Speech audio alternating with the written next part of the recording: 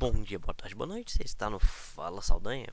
Vamos então aqui dando continuidade ao nosso livro Como Fazer Amigos e Influenciar Pessoas. Aqui com a nossa parte 4, né, que tem o seguinte título: Seja um líder. Como modificar as pessoas sem as ofender ou provocar ressentimentos.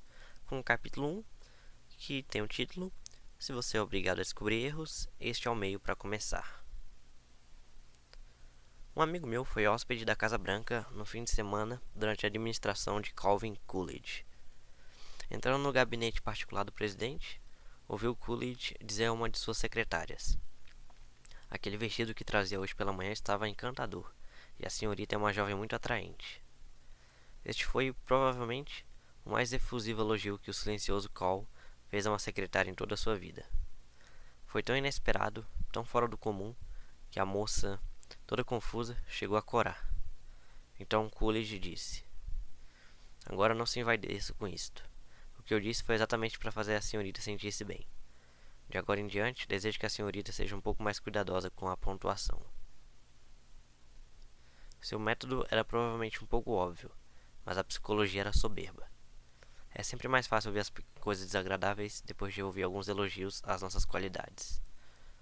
Um barbeiro ensabou um homem antes de barbeá-lo. E isto foi precisamente o que fez McKinley em 1896, quando candidato à presidência.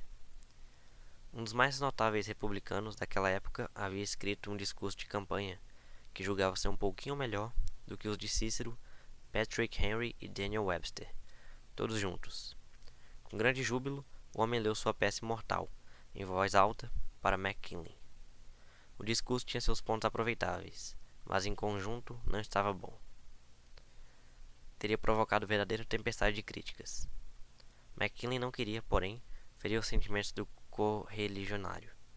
Não devia matar o esplêndido entusiasmo do homem, e entretanto devia dizer não. Repare como ele fez isto com habilidade. Meu amigo, seu discurso está esplêndido. É um discurso magnífico, disse McKinley. Ninguém poderia tê-lo preparado melhor. Em muitas ocasiões, encerraria justamente as coisas que há necessidade de se dizer. Mas será ele inteiramente aconselhável para o momento atual? Verdadeiro e sóbrio, como é no seu ponto de vista, preciso considerar seus efeitos do ponto de vista do partido. Agora, vá para casa e escreva um discurso dentro das linhas que lhe vou indicar, e mande-me uma cópia. Ele fez exatamente isto. McKinley passou traços de lápis azul e o ajudou a reescrever seu segundo discurso, e ele se transformou num dos mais eficientes oradores da campanha. Aqui está a segunda mais notável carta que Abraham Lincoln escreveu em sua vida. Sua carta mais notável foi a que escreveu a senhora... acho que não sei se é o erro do livro, mas está aqui XBY. Expressando-lhe condolências pela morte dos seus 5 filhos, nas batalhas da Guerra Civil. Lincoln provavelmente escreveu essa carta em 5 minutos. Entretanto, ela foi vendida num leilão público em 1926 por $12.000. E, diga-se de passagem, tal soma representa mais dinheiro do que Lincoln pôde juntar em meio século de penoso trabalho. O documento é datado de 26 de abril de 1863, escrito, pois, durante o mais negro período da Guerra Civil. Por 18 meses, os generais de Lincoln vinham conduzindo os exércitos da União de uma fragorosa derrota para outra. Nada mais que uma fútil e estúpida carnificina humana. A nação estava horrorizada. Milhares de soldados desertavam, e mesmo que os membros republicanos do Senado estavam revoltados e queriam forçar a saída de Lincoln da Casa Branca. Estamos agora à beira da destruição, disse Lincoln. Parece-me que mesmo o Todo-Poderoso está contra nós. Penso, com dificuldade, divisar um raio de esperança. Tal foi o período de negros presságios e de causa em que esta carta foi escrita.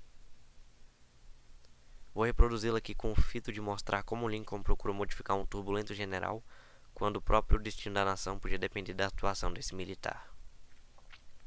Essa é talvez a carta mais enérgica que Abe Lincoln escreveu depois que se tornou presidente. Entretanto, você notará que ele elogiou o general Hooker antes de lhe falar sobre suas graves faltas. Sim, havia grandes faltas, mas Lincoln não tratou delas. Foi mais cauteloso, mais diplomata. Lincoln escreveu: Existem algumas coisas sobre as quais não estou inteiramente satisfeito com o senhor. Falar com tato e diplomacia. Eis a carta que foi enviada ao Major-General Hooker.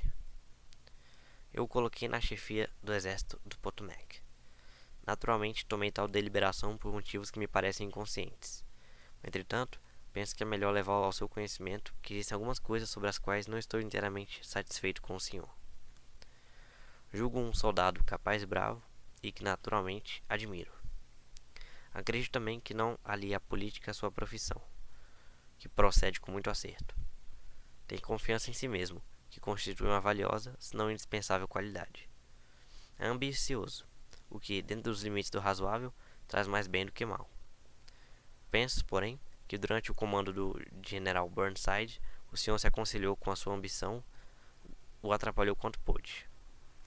No que incidiu no grande erro para com o país e para com um dos mais notáveis e honrados irmãos de armas. Ouvi, de tal maneira que acreditei, que recentemente o senhor dissera que tanto o exército como o governo necessitavam de um ditador. Por certo, não foi por isso, mas apesar disso, que lhe deu o comando. Apenas os generais que obtêm sucessos podem tornar-se ditadores. O que agora estou exigindo do senhor são vitórias militares, e então arriscarei a ditadura. O governo o apoiará até o extremo de suas possibilidades, que aliás não é nada mais nem menos do que tem feito com todos os comandantes. Tenho muito receio de que o espírito que o senhor procurou infundir no seio do exército, criticar o comandante e retirar-lhe a confiança, se vire agora contra o senhor. Eu o apoiarei, tanto quanto possível, para eliminar tal espírito. Nem o senhor nem Napoleão, se ainda vivesse, poderiam obter qualquer coisa de bom de um exército enquanto nele prevalecesse tal espírito. Agora, acautele-se com as precipitações. Acautele-se com as precipitações, mas com a energia e cuidado absoluto. Vá para adiante. Dê-nos vitórias. Você não é um Coolidge, um McKinley ou um Lincoln? Quer saber se essa filosofia o ajudará nos contratos comerciais diários? Não quer? Vejamos. Tomemos o caso de W. P. Gore, da Wark Company, de Filadélfia. O Sr. Gore é um cidadão comum como você e eu. Fez parte de um dos cursos que eu dei na Filadélfia e relatou este incidente em uma das palestras realizadas perante a classe. A Wark Company empreitou a construção de um grande e completo edifício em Filadélfia, dentro do prazo especificado. Corria tudo de acordo com o traçado. O prédio estava quase terminando, quando inesperadamente o subcontratante, que fazia trabalho ornamental de bronze que ficaria na parte externa do edifício, declarou que não podia fazer a entrega na data combinada. Como? O edifício todo estava pronto. Pesada multa, enormes prejuízos, e tudo por causa de um homem. Chamados telefônicos de grande distância, argumentos, conversões calorosas, tudo em vão. O Sr. Gore foi então mandado a Nova York para arrancar o leão de bronze da sua caverna. O senhor sabe que é o único homem em Brooklyn que tem o seu nome? Perguntou o Sr. Gore ao entrar no escritório do presidente. Este ficou surpreso. Não sabia disso.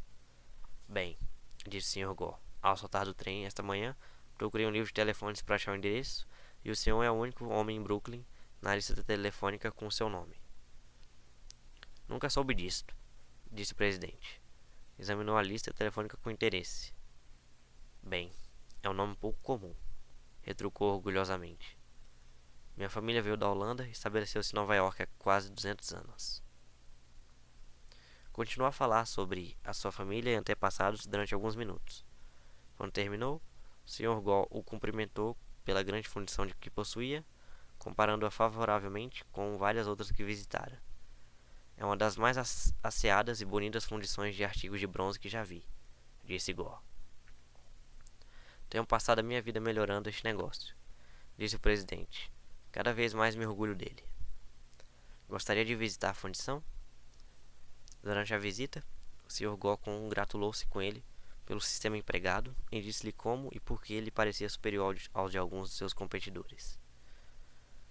O Sr. Gore chamou-lhe a atenção, nos comentários, para umas máquinas não muito comuns, e o presidente declarou que ele mesmo as inventara. Levou um tempo considerável mostrando ao Sr. Gore como funcionavam e o artigo superior que produziam. Insistiu para que o Sr. Gore fosse almoçar com ele. Até essa altura, Note bem, nenhuma palavra foi dita sobre o verdadeiro propósito da visita do Sr. Gore. Depois do almoço, o presidente disse: Cuidemos agora dos negócios. Naturalmente sei por que o senhor se acha aqui. Não esperava que nosso encontro fosse tão agradável. Pode regressar a Filadélfia com a minha promessa de que o material será aprontado e embarcado, mesmo que outras encomendas tenham de ser proteladas. O Sr. Gore conseguiu tudo o que queria sem nada pedir. O material chegou a tempo e o prédio ficou pronto no dia em que expirava o prazo do contrato. Teria isto acontecido se o Sr. Gore tivesse empregado o método da violência e da dinamite, geralmente usado em ocasiões como estas? Dorothy Wrublewski, gerente de agência do Fort Monmouth, Nova Jersey, Federal Credit Union, contou numa de nossas classes como conseguiu ajudar uma de suas funcionárias no sentido de torná-la mais produtiva. Recentemente, contratamos uma jovem para treinar no caixa. Seu relacionamento com nossos clientes era exemplar. Era cuidadosa e eficiente ao lidar com transações pessoais. Surgiu um problema no final do dia, a hora de se fazer o balancete. O chefe de caixa procurou-me e pediu rudemente que eu despedisse aquela moça. Ela está atrapalhando todo mundo, porque é lenta demais para fazer balancete. Mostrei a ela mais de uma vez como se devia proceder, mas simplesmente não aprende. Mande-a embora.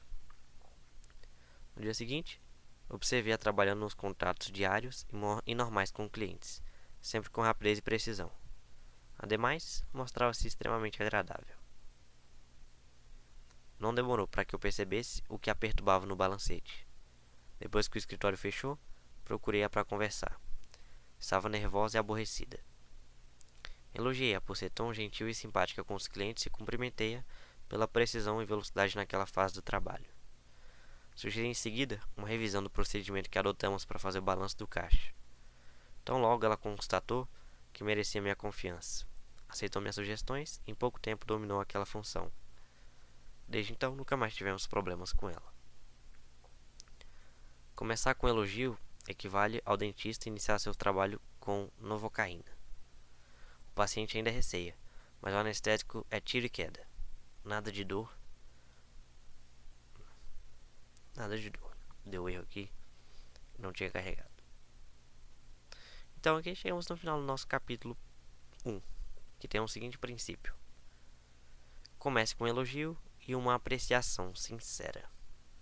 Então, final do capítulo número 1.